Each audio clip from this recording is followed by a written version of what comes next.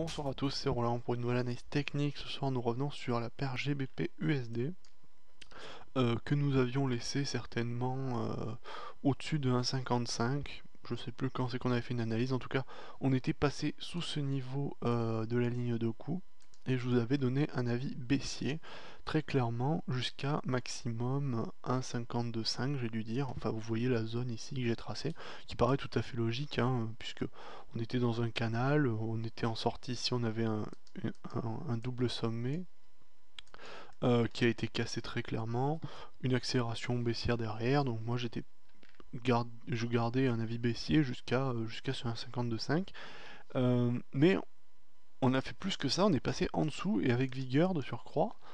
Ici on le voit très bien, hein, une très forte accélération baissière sur la journée du 20. Et ensuite, bon, ensuite c'est un petit peu stagné et là je pense qu'on est plutôt parti sur un pullback. Ici un pullback pour revenir vers les fameux 1,52,5. Donc on voit très clairement la situation. Ici on était dans un range général. On en est sorti très clairement, hein. Je pense pas qu'il y ait besoin de faire un beau dessin pour voir qu'ici on est bien en dessous.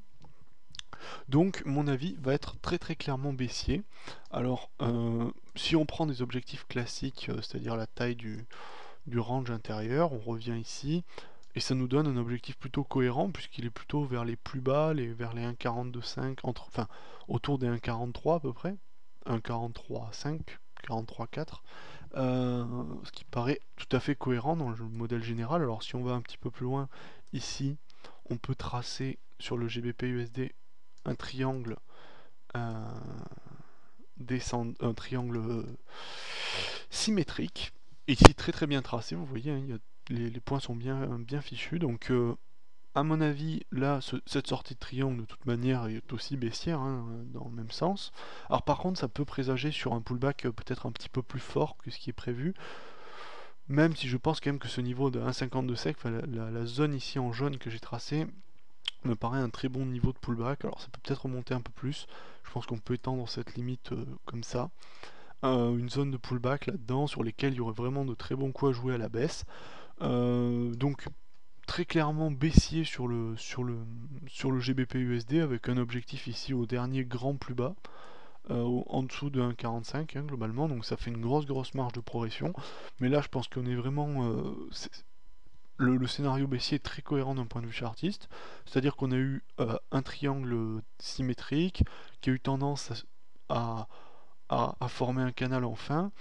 Dans un premier temps, on a eu la cassure du support oblique du triangle, qui s'est confirmée par une très puissante accélération baissière, qui a confirmé donc la tendance baissière amorcée en cassant le support important, et maintenant en retraçant légèrement pour aller dans une dynamique de pullback. Donc mon scénario est très baissier donc pour une remontée prochaine possiblement entre 1,52,5 et aller à tout péter 1,54, 1,55.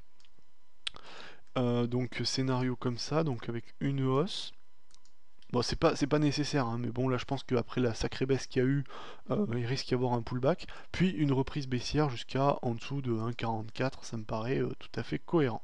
Voilà, donc scénario très baissier sur la GBP USD, avec, à mon avis, de bonnes perspectives de short, hein, mais peut-être pas tout de suite, il faut à mon avis peut-être attendre soit bon, un retour de signal baissier sur la semaine prochaine, ou si ça redonne, si ça repart à la baisse sans pullback, mais je pense quand même qu'il y aura un pullback quand même, parce que ça a vraiment accéléré à la baisse depuis...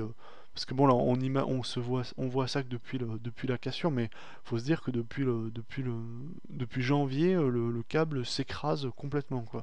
Donc il va bien falloir que ça corrige un petit peu. Alors si ça va faire, est-ce que ça va faire une correction comme ça? Peut-être, en tout cas je pense qu'il y aura quand même des petites accélérations haussières sur lesquelles on pourra jouer de la vente sur repli. Voilà, j'espère que cette vidéo vous aura plu et je vous dis